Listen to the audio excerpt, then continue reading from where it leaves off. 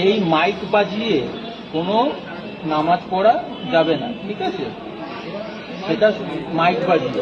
কয়েকদিন আগে ভারতের পশ্চিমবঙ্গে একটা বিধানসভা নির্বাচন হয়েছিল। সেই বিধানসভার নতুন মুখ্যমন্ত্রী হয়েছে বিজেপির শুভেন্দু অধিকারী। এর আগে সেখানে মুখ্যমন্ত্রী হিসেবে প্রায় 15 বছর দায়িত্ব ছিল মমতা ব্যানার্জি। আজকে সেই মমতা ব্যানার্জির পর যখন নতুন দায়িত্ব পাচ্ছেন শুভেন্দু অধিকারী, হঠাৎ করে তিনি বিভিন্ন ধরনের নিয়মকানুন সেখানে চালু করেছে। তিনি এমন কিছু কিছু কর্মকাণ্ড চালাচ্ছে যেটা হচ্ছে মুসলমানদের বিরোধী এবং মুসলমানদের যাতে বিপদ হয় এরকম পদক্ষেপ তিনি আস্তে আস্তে নিচ্ছেন। তিনি ক্ষমতায় যাওয়ার পরেই প্রথমেই আপনারা দেখেছেন যে সেখানে মুসলমানেরা গরু কুরবানি করতে পারবে না, প্রথম নিষেধাজ্ঞা দিয়েছে এবং মুসলমানেরা সেটা হাসি মুখে মেনে নিয়েছে। কেন মেনে নিয়েছে?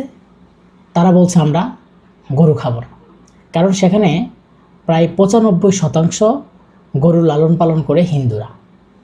আর সেই কুরবানি ঈদে যখন মুসলমানেরা গরু কিনে তখনই সেই হিন্দুরা তাদের ফ্যামিলি নিয়ে চলতে পারে এবং তারা যে অনেক টাকা খরচ করে গরু লালন পালন করে, আর সেই হিসাবে সে সময় সেই টাকা দিয়ে হিন্দুরা চলাফেরা করে এবং তাদের ফ্যামিলি চলে। কিন্তু যখন তাদের গরুকে নিষিদ্ধ করে দিল মুসলমানদের, তখন দেখা যাচ্ছে মুসলমানেরা কান্নাকাটি না করে সেই কান্নাকাটি করছে হিন্দুরা। আমরা দেখেছি যে হিন্দুরা বিভিন্ন জায়গায় আন্দোলন করছে, সংগ্রাম করছে এবং সেই শুভেন্দার বিরুদ্ধে নানা ধরনের বক্তব্য দিয়েছে এবং তারা এমনই কান্নাকাটি করেছে সেখানে মুসলমানদের ক্ষতির চেয়ে হিন্দুদের বেশি ক্ষতি হয়েছে। তারপরে দেখতে পেলাম মসজিদ ভেঙে মন্দির করা হচ্ছে।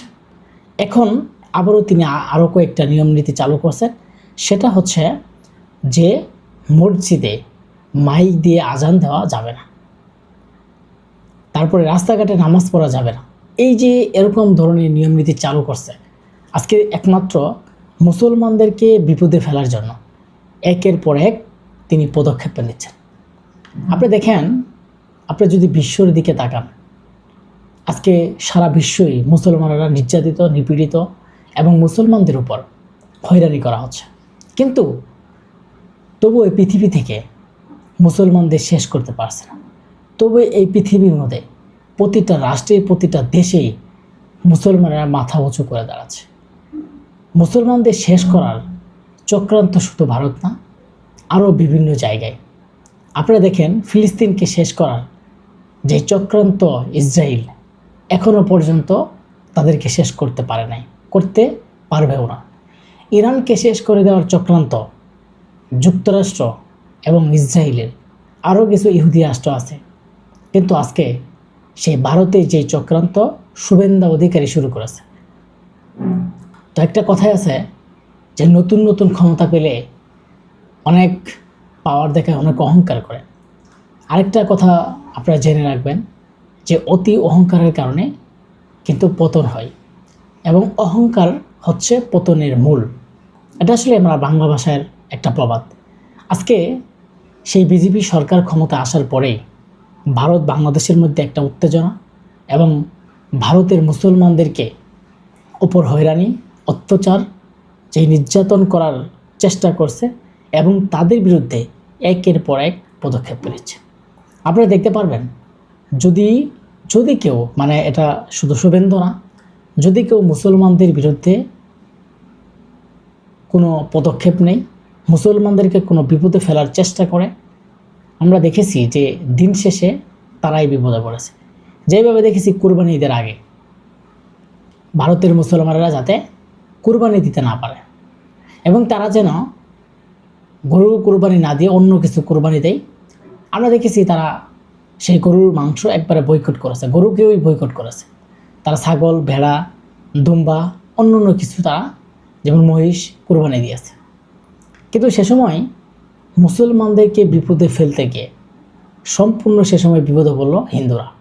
আজকে মুসলমানরা যদি মাইকে আজান না দিতে পারে, সেটা যদি শব্দ দূষণ হয়, সেই শব্দ দূষণের কারণে যদি ক্ষতি হয়, তাহলে হিন্দুরা তারাও যেই ঢোল বাজনা বাজিয়ে তাদের মন্দিরে ঢোল বাজনা বাজায় এবং তারা যে তাদের বিভিন্ন জায়গায় ডিজে গান করে, বিভিন্ন জায়গায় অনুষ্ঠান করে এবং তারা যখন তাদের পূজাকে যেদিন ডুবিয়ে ফেলে সেদিন যে তারা মাইক দিয়ে ঢোল বাজনা করে, সেটাও কিন্তু শব্দ দূষণ। আজকে মুসলমানদের যখন বিরোধিতা করতে যাবে, দেখবেন যে আস্তে আস্তে তাদের মধ্যে বিরোধী ঢুকে পড়বে।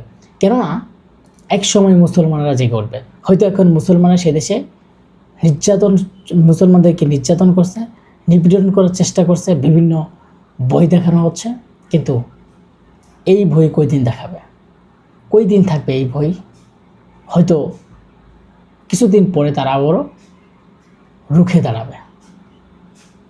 এমনকি তারা এত শক্তিশালীভাবে দাঁড়িয়ে যাবে যা কখনো কল্পনা করে নাই সেই শুভেন্দা।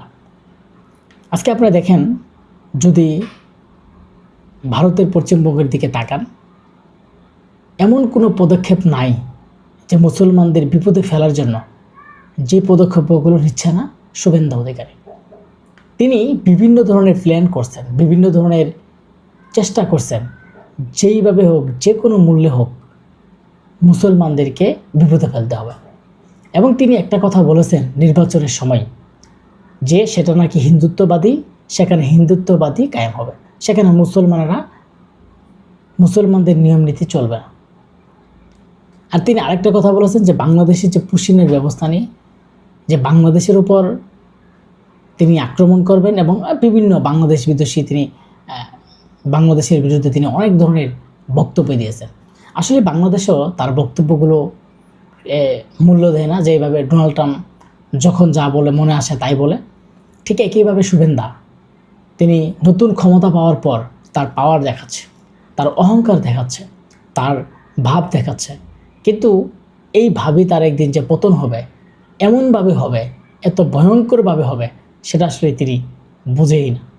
হয়তো বুঝবে, এখন না, সময় আসলে যখন বুঝবে তখন আসলে কাজ হবে না। মানুষ কথাই বলে যে আপনি যদি সময়ের মূল্য সময়ে না দেন, পরে সেই মূল্য দিলে কিন্তু আর হবে না। কারণ সময় একবার চলে গেলে আর ফিরে আসে না। সময় আর স্রোত কারোর জন্য অপেক্ষা করে না।